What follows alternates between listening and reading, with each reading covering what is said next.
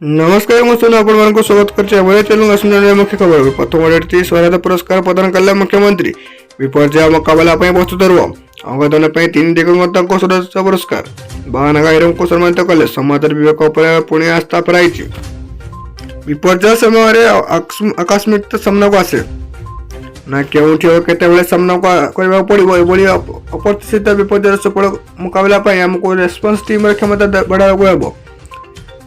ସ୍ୱେଚ୍ଛାସେବୀଙ୍କୁ ପ୍ରସ୍ତୁତ ରଖିବାକୁ ପଡ଼ିବ ଏଥିପାଇଁ ନିଜର ନିରନ୍ତର ପ୍ରସ୍ତୁତି ଜାରି ରଖିବାକୁ ମୁଖ୍ୟମନ୍ତ୍ରୀ ଡେଭଲପମେଣ୍ଟ ଅଧିକାରୀ ନିର୍ଦ୍ଦେଶ ଦେଇଛନ୍ତି ସ୍ୱରାଜ ପୁରସ୍କାର ପ୍ରଦାନ ସହ ବାହାନଗାରଙ୍କୁ ସମ୍ମାନିତ କରିବା ଅବସରରେ ସେ ଏହା କହିଛନ୍ତି ବାହାନଗା ଦୁର୍ଘଟଣା ଟ୍ରାଜେଡି ବୋଲି ଅଭିହିତ କରି ମୁଖ୍ୟମନ୍ତ୍ରୀ କହିଥିଲେ ଦୁର୍ଘଟଣା ଏତେ ଭୟଙ୍କର ଥିଲା ଯେ ଅନେକ ଲୋକଙ୍କ ମୃତ୍ୟୁ ହୋଇଥିଲା ଦୁର୍ଘଟଣାର ଆତଙ୍କ ଗୁରୁତର କ୍ଷତ କଥନୀୟ ଯନ୍ତ୍ରଣା ସାରା ଦେଶକୁ ଶବ୍ଦ କରିଥିଲା ରେଳ ଦୁର୍ଘଟଣା ପରେ ସାଧାରଣ ଲୋକଙ୍କ ଉଦ୍ଧାର କାର୍ଯ୍ୟ ପ୍ରଶଂସିତ ଅଧିକାରୀଙ୍କ ତୁରନ୍ତ ପଦକ୍ଷେପକୁ ମୁଖ୍ୟମନ୍ତ୍ରୀ ପ୍ରଶଂସା କରିଥିଲେ ବାହାନଗର ସ୍ଥାନୀୟ ଲୋକ ସ୍ୱେଚ୍ଛାସେବୀ ବିଭିନ୍ନ ସଂସ୍ଥା ରେସ୍ପନ୍ସ ଟିମ୍ ଆବଶ୍ୟକତା ସମୟରେ ନିଃସ୍ୱାର୍ଥପର ସେବା ଦେଇ ଆମ ସମ୍ମାନ ବଢ଼ାଇଛନ୍ତି ଏହି ଘଟଣା ପରେ ଆମେ ସମସ୍ତେ ଯେଉଁ ମାନବୀୟ ମୂଲ୍ୟବୋଧ ଓ କରୁଣା ଭାବକୁ ଦେଖିଲେ ତାହା ସମାଜ ବିବେକ ଉପରେ ପୁଣି ଥରେ ଆସ୍ଥା ସ୍ଥାପିତ କରୁଛି ସ୍ଥାନୀୟ ଲୋକ ପ୍ରଶାସନର ସେବା ଭାବେ ସବୁବେଳେ ପାଇଁ ମନେ ରଖିବେ ବୋଲି ସେ କହିଛନ୍ତି ସ୍ୱରାଜ ପୁରସ୍କାର ପ୍ରଦାନ ସମାରୋହ ଆମ ସମସ୍ତଙ୍କୁ ସମାଜ ସେବା ସମର୍ପଣ ଭାବକୁ ଅନୁଭବ କରିବାକୁ ସୁଯୋଗ ଦେଇଛି ବୋଲି ମୁଖ୍ୟମନ୍ତ୍ରୀ କହିଥିଲେ ଜଗତସିଂହପୁରର ମାଷ୍ଟର ସ୍ୱର୍ଗତ ସୁଧାଂଶୁ ଶେଖର ଲେଙ୍କା କଟକ ସ୍ୱର୍ଗତ ତନୁଜ କରା ଓ ଭୁବନେଶ୍ୱର ସ୍ୱର୍ଗତ ପ୍ରଶ୍ନଜିତ ମହାତଙ୍କୁ ସ୍ୱରାଜ ପୁରସ୍କାର ପ୍ରଦାନ କରାଯାଇଛି ସେମାନଙ୍କ ଗୁରୁତ୍ୱପୂର୍ଣ୍ଣ ଅଙ୍ଗଗୁଡ଼ିକ ଅମୂଲ୍ୟ ଜୀବନ ବଞ୍ଚାଇବାର ସହାୟକ ହେବ ଏଥିପାଇଁ ସେମାନଙ୍କ ପରିବାରକୁ ମୁଖ୍ୟମନ୍ତ୍ରୀ ଧନ୍ୟବାଦ ଜଣାଇଥିଲେ ଏଭଳି ପ୍ରେରଣାଦାୟୀ ଅନୁକରଣୀୟ ମାନବୀୟ କାମ ସବୁବେଳେ ମନେ ରହିବ ସ୍ୱରାଜ ପୁରସ୍କାର ପାଇଥିବା ଲୋକଙ୍କ ପରିବାର 5 ଲକ୍ଷ ଟଙ୍କା ଲେଖାଏଁ ପୁରସ୍କାର ରାଶି ଦିଆଯାଇଥିଲା ଅଙ୍ଗଦାନ କରି ସମସ୍ତଙ୍କୁ ପ୍ରେରଣା ଦେଇଥିବା ସୁରେଶ ବେହେରାଙ୍କ ନାଁରେ ସ୍ୱରାଜ ପୁରସ୍କାର ଦିଆଯାଇଛି ତାଙ୍କ ଅବଦାନକୁ ମନେ ପକାଇବା ପାଇଁ ମୁଖ୍ୟମନ୍ତ୍ରୀ କହିଥିଲେ ତାଙ୍କ ପରିବାର ଲୋକଙ୍କ ତ୍ୟାଗ ଭାବନା ଲୋକ ଅଙ୍ଗଦାନ ପାଇଁ ପ୍ରେରିତ କରୁଛି ସମାଜ ପାଇଁ ସେମାନେ ଦୃଷ୍ଟାନ୍ତ ସୃଷ୍ଟି କରିଛନ୍ତି ରାଜସ୍ୱ ବିପର୍ଯ୍ୟୟ ପଟ୍ଟନାୟକ ମନ୍ତ୍ରୀ ପ୍ରମିଳା ମଲ୍ଲିକ ସ୍ୱାସ୍ଥ୍ୟ ମନ୍ତ୍ରୀ ନିରଞ୍ଜନ ପୂଜାରୀ କାର୍ଯ୍ୟକ୍ରମ ଉପସ୍ଥିତ ଥିଲେ ମହାନଗର ଦୁର୍ଘଟଣା ଉଦ୍ଧାର ଓ ଚିକିତ୍ସା ସମୟରେ ମୁଖ୍ୟମନ୍ତ୍ରୀଙ୍କ ନେତୃତ୍ୱର ପ୍ରଶଂସା କରୁଛନ୍ତି ମହାନଗର ଦୁର୍ଘଟଣା ପରେ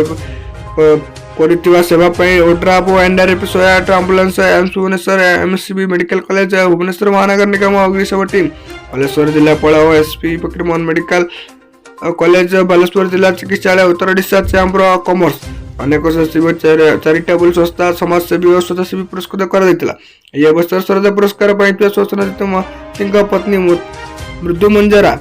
ମହାମତ୍ର ସ୍ୱାମୀଙ୍କ ଅଙ୍ଗଦାନକୁ ନେଇ କିଭଳି ନିଷ୍ପତ୍ତି ନେଲେ ତାହା ବଖାଣିଥିଲେ ଦେଖିବା ଆଜିର ପରବର୍ତ୍ତୀ ରହିଛି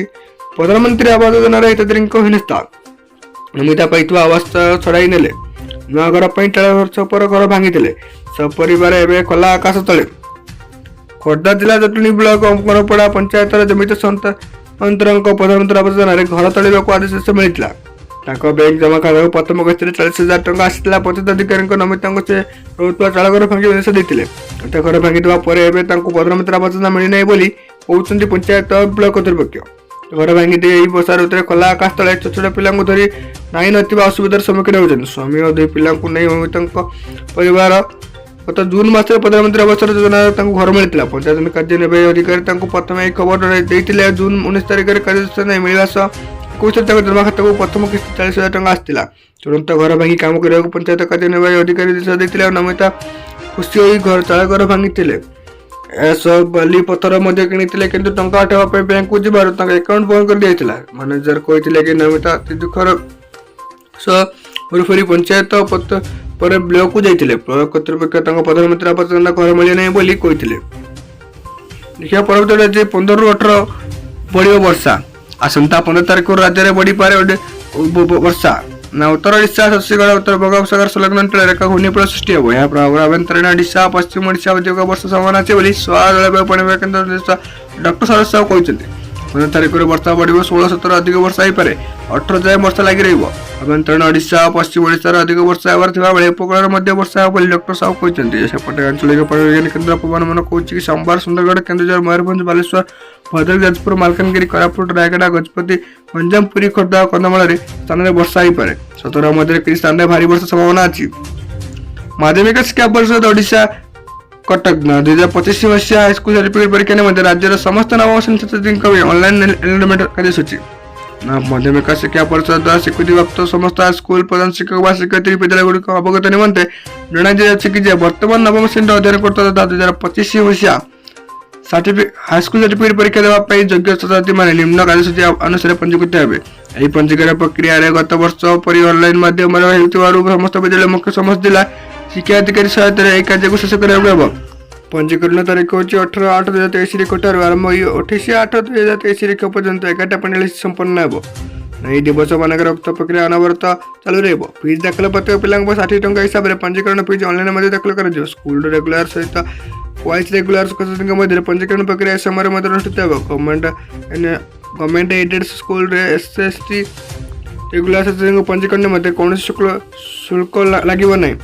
ପଞ୍ଜୀକରଣ ସମ୍ପର୍କିତ application format instruction step by step instruction ମାଧ୍ୟମିକ ଶିକ୍ଷା ପରିଷଦ ୱେବସାଇଟରେ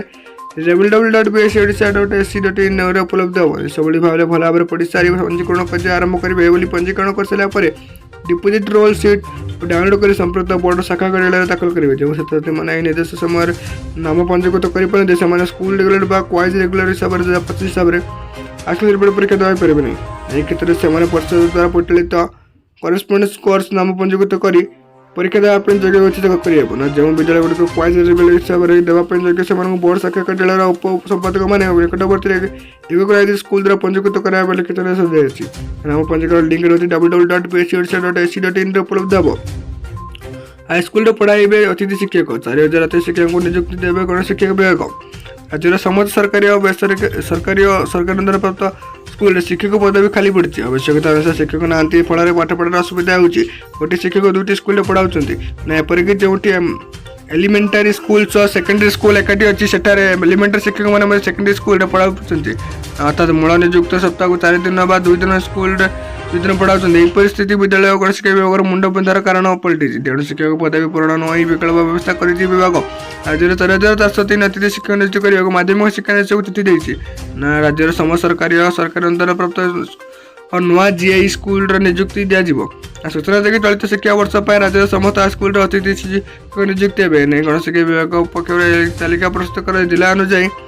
ପ୍ରସ୍ତୁତ ହୋଇଥିବା ତାଲିକା ଅନୁସାରେ ଜିଲ୍ଲା ଶିକ୍ଷା ଅଧିକାରୀମାନେ ନିଯୁକ୍ତି ହେବେ। ଏ ସମ୍ପର୍କିତ ତଥ୍ୟ ମାଧ୍ୟମିକ ଶିକ୍ଷା ପରିଷଦ ଅଧିକାରୀଙ୍କୁ ପ୍ରଦାନ କରିବେ। ଯେଉଁ ସ୍କୁଲରେ ଶିକ୍ଷକ ପଦ ଖାଲି ପଡ଼ିଛି ସେହି ସ୍କୁଲକୁ ଅଗ୍ରାଧିକାର ଦିଆଯିବ। ଜିଲ୍ଲାପାଳଙ୍କ ଅନୁମୋଦନ କ୍ରମେ ଅତିଥି ଶିକ୍ଷକ ନିଯୁକ୍ତି ହେବାକୁ ଥିବା ଶିକ୍ଷକମାନେ 2024 ମାର୍ଚ୍ଚ ପର୍ଯ୍ୟନ୍ତ ପାଠ ପଢ଼ାଇବେ। ଅନୁଗୁଳ ଜିଲ୍ଲା 105, ବାଲେଶ୍ୱର ଜିଲ୍ଲାର 212, ବରଗଡ଼ ଜିଲ୍ଲାର 115, ଭଦ୍ରକ ଜିଲ୍ଲାର 220, ବଲାଙ୍ଗୀର ଜିଲ୍ଲାର 140, ବୌଦ୍ଧ ଜିଲ୍ଲାର 60, କଟକରେ 220, ଦେବଗଡ଼ 132, ଢେଙ୍କାନାଳ 220, ଗଞ୍ଜାମ 220, ଗଜପତିରେ 30, ଝାରସୁଗୁଡ଼ା 70, ଜଗତସିଂହପୁର 160, ଯାଜପୁରରେ 220, କଳାହାଣ୍ଡିରେ 130, କନ୍ଧମାଳରେ 90, କେନ୍ଦ୍ରାପଡ଼ାରେ 220, କୋରାପୁଟରେ 150, ଖୋର୍ଦ୍ଧା ଜିଲ୍ଲାର 110, ଆଉ କେନ୍ଦୁଝରରେ 220, ମାଲକାନଗିରିରେ 110, ମୟୂରଭଞ୍ଜରେ 220, ନୟାଗଡ଼ରେ 94, ନବରଙ୍ଗପୁର 100, ନୂଆପଡ଼ାରେ 175, ପୁରୀରେ 150, ରାୟଗଡ଼ାରେ 100, ସମ୍ବଲପୁରରେ 110, ସୋନପୁରରେ 80, ସୁନ୍ଦରଗଡ଼ରେ 220 ଶିକ୍ଷକ ନିଯୁକ୍ତି ହେବେ।